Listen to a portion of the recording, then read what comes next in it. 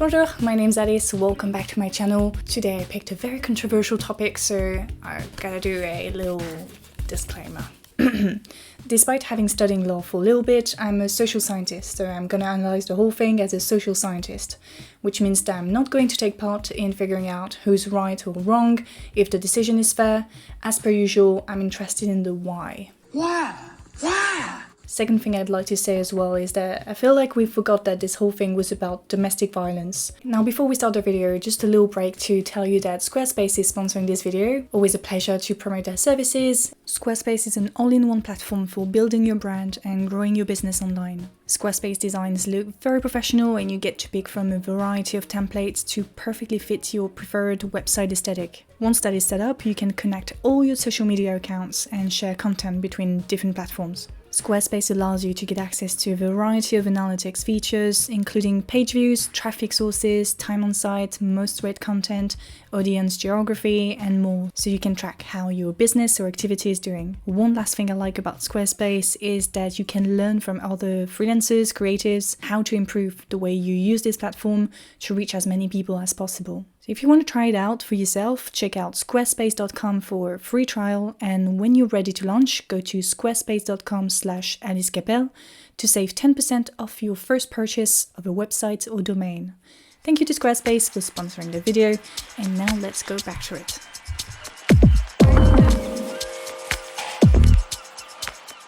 I asked you on Instagram if you thought trials should be televised, and the majority of you said no. And those who took time to develop their ideas argued that televised celebrity trials are symptomatic of the US tendency to turn everything into entertainment, even domestic violence. But it's not just a US thing. People all over the world watch the trials on YouTube or other platforms. We are all guilty of it. And all the things related to justice, crimes, prisons have always had a very specific type of popular appeal. In the age of mass incarceration, the World Travel Award named Spike Island, a former fortress and prison located on the southern coast of Ireland, Europe's leading tourist attraction of 2017. Tourists looking for an even more immediate experience can also rent a cell in House Arrest, sorry for that pronunciation, a former prison turned into a luxury hotel located outside Amsterdam, Netherlands. I find it all very interesting because initially the building of prisons was supposed to move justice and punishment from the public sphere to the private sphere. The first penitentiary was built in Philadelphia in 1829, but before that, punishment was public. Witches were burned, kings and queens were beheaded. It was all very dramatic. The idea was to deter people from committing those crimes by showing them what would happen if they did. But ultimately it had the opposite effect. People started to develop compassion for the culprits whose sanctions were disproportionate. Punishment had to be moved from the public to the private, and that gave birth to the penitentiaries we know today. The history of prisons and the philosophy behind it is absolutely fascinating, so I'll put a few references down below if you're interested, but we gotta move on here. Now there's an unspoken rule in social sciences, that is that when you talk about prisons, you have to talk about Foucault. He got interested in Jeremy Bentham's idea of the panopticon. Bentham was a philosopher of the 18th century, and the panopticon was a type of prison where the guards could see every single cell from one point. On the other hand, inmates couldn't tell if the guards were watching them or not. They were in a state of constant surveillance. Foucault elaborated on the idea of the panopticon, aka Big Brother is watching you, and that concept is now a tool for social scientists who want to analyze anything that is more or less related to the idea of surveillance, state surveillance, etc. As an example, Brody's channel used the concept of the panopticon to describe the structure of TV reality shows, and more specifically Love Island. Abigail from PhilosophyTube used it to talk about the pressure society put on women to look thin, healthy, and put together, and I personally used it in a video called We Created That Girl to show that lifestyle influencers put themselves in a state of constant surveillance that we viewers maintain. In the case of Johnny Depp v. Heard, yes, we could argue that by televising the whole thing, we put them in a state of surveillance, that people are constantly watching them. They don't know who, where, when, but that might have an impact on the way they behave. As an example, some have commented that it felt like Amber Heard was playing a role the whole time. I mean, both are actors, so both can alter the way they present themselves to the world, just to keep that in mind. So yeah, we could use the panopticon, but I want to look at it in a different way. Using a metaphor that I used in my previous video actually, the fourth wall, breaking the fourth wall, letting someone penetrate your intimacy, sort of legitimized voyeurism. So when I checked Virginia law online regarding televised trials, I read the following thing. The presiding judge shall advise the parties of such coverage in advance of the proceedings and shall allow the parties to object thereto. So correct me if I'm wrong, but both Heard and Depp could have asked the judge to not allow cameras in court, but they didn't. They willingly let people, millions of people, watch the trial, break the fourth wall, and be part of the whole thing, really. Going back to that little poll I did on Instagram, I wanted to share with you some of the arguments of the people who said, yes, trials should be televised. One person said, actually, I think they should, never mind. I think in cases where it's important for the public to keep the court accountable is a case where it should be televised, but a lot are turned into reality TV, which shouldn't happen. Someone else said, I chose yes, but not in the sense of trials should be televised. It is more like I believe most trials, apart from some exceptions, should all be public. So that one, people, whether they are law professionals or not, can know the rule of law and how it is proceeded in reality. Because many documents of law, their length and the language they used are not accessible to non-professionals. And even if someone memorized every law, they can still don't know how, when they are used in different occasions. And second, if someone or some organization suspects that justice has not been done in a case that's not related to themselves, they can have direct evidence to voice for people in the case without going through some tedious and prolonged application process. And if a trial is public, then I guess being televised is unpreventable. So with the first argument, we have something like, we need more accountability, and with the second comment, we have something more in the line of televised, yes, for public good, but not sensationalized. We can actually apply that to the prison tourism we talked about earlier. Yes, it's tourism, and prisons are turned into some form of entertainment, but at the same time, the educational side of it is quite significant. I visited Cork's prison in Ireland last year, and they really made an effort to humanize inmates with audio documents, with letters. They clearly denounced the conditions in which the inmates were kept. So transparency, accountability, public good / education. The issue is not the fact that it's televised, but more what we do with it. That's my sister's idea. I have to give her credit.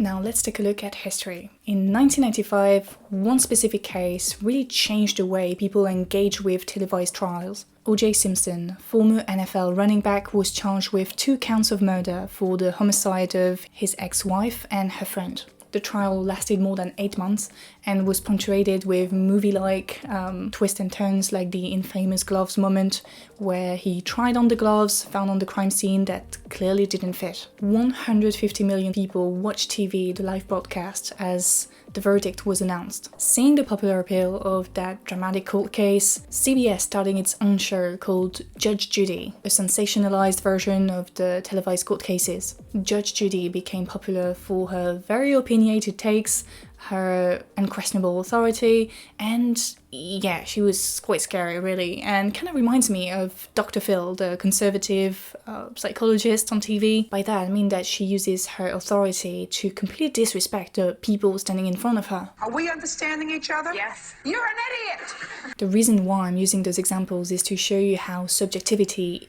inevitably comes into play when something is televised. It starts with the camera. Where is it pointing at? What is being shown? What type of angle has been chosen? So is it a close angle, intimacy, or something more distant? All these elements make the shot subjective and can have an impact on you and your opinion on the trial, all the people involved in it. Keep in mind that the O.J. Simpson trial lasted for 8 months and the Heard v. Depp trial is 5 weeks long. So that's a lot of camera shots, a lot of subjectivity over a long period of time. In the case of Judge Judy, the subjectivity of the camera is completely accepted. It often points at Judy, emphasizing her authority and showing her judgmental mannerisms while defendants try to argue for themselves. I mean, it's reality TV, we all know how it works. Images are part of the narrative. The medium is the message.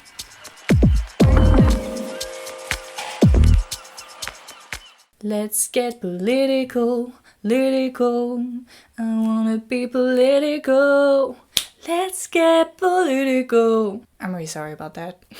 The Personal is Political was the title of an essay written by Carol in 1969 that marked what we call the second wave of feminism. Feminists wanted to draw attention to the fact that equal rights at work, in public institutions, should extend to the home, where things like childcare, home chores were largely done by women. As the feminist movement grew, more and more attention was drawn to the personal, namely how inequalities emerge and are sustained in the private sphere. Women felt more comfortable sharing their personal stories of harassment at work, at home, knowing that it wasn't just personal, it was political, that there is something in our society that lets some men believe that they can get away with such harmful behavior. We reached the climax in 2017 when 12 women accused Harvey Weinstein of rape, sexual assaults, sexual harassment. That and the thousands of other accusations that emerged in and outside the film industry popularized the Me Too movement, and also gave rise to a massive backlash. From the right-wing uncle at the family barbecue to incel communities online, women are liars. They want to destroy men's lives, men's career, or that they do it for attention. Personal anecdote here, but a few months ago I heard a man say to me and another female friend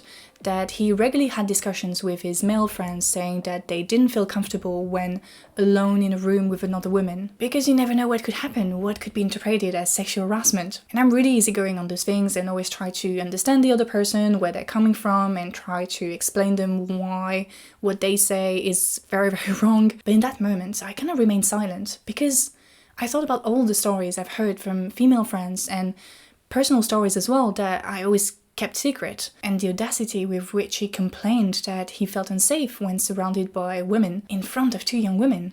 I'll say it here, out of all allegations of sexual assault, only 2 to 10% are false.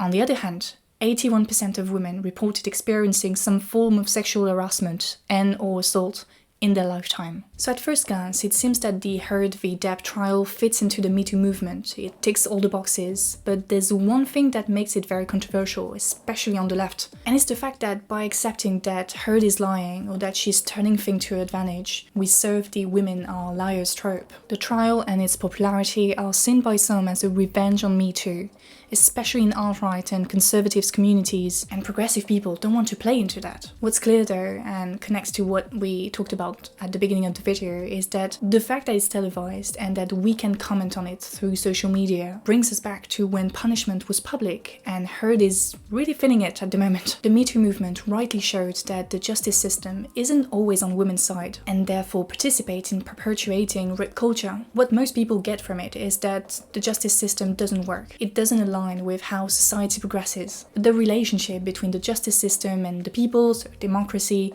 has always been a love-hate relationship. As an example, gay marriage was ensured by the Obergefell v. Hodges US Supreme Court decision. By doing that, the justice system normalized gay marriage, which already had people's support. It was a form of reassurance that the US were a functioning democracy. On the other hand, the potential removal of Roe v. Wade, despite public support for abortion, goes in the opposite direction, prompting individuals to be vocal about it, to talk about it online, and to protest. Media, TV, social media tend to give the appearance of democracy because it feels like every single person's opinion matters. And while some of it is true, we have to constantly remind ourselves that our public institutions are very opaque and actually very rarely run according to public opinion, as this study from Martin Gillens and Benjamin Page shows. The more average you are, the less impact your opinions will have on the adoption of the policies you want. The Heard v. Depp trial reveals how justice, what is right or what is wrong, really galvanize people all over the world. And that energy, that need for justice, is very precious, and its potential is huge if we decide to channel it in the right direction. That's it for today. Thank you for watching this video. I hope you enjoyed it. As always, we can continue the discussion in the comment section. Don't forget to like, to subscribe, if it's not done already. Thank you to Squarespace for sponsoring the video, thank you to my Patreons for their support, and a special thank to Michel, Carla, Was at Witch, Jay, Oswald, Benjamin, and Alberto. And yeah, I'll see you next week. Salut!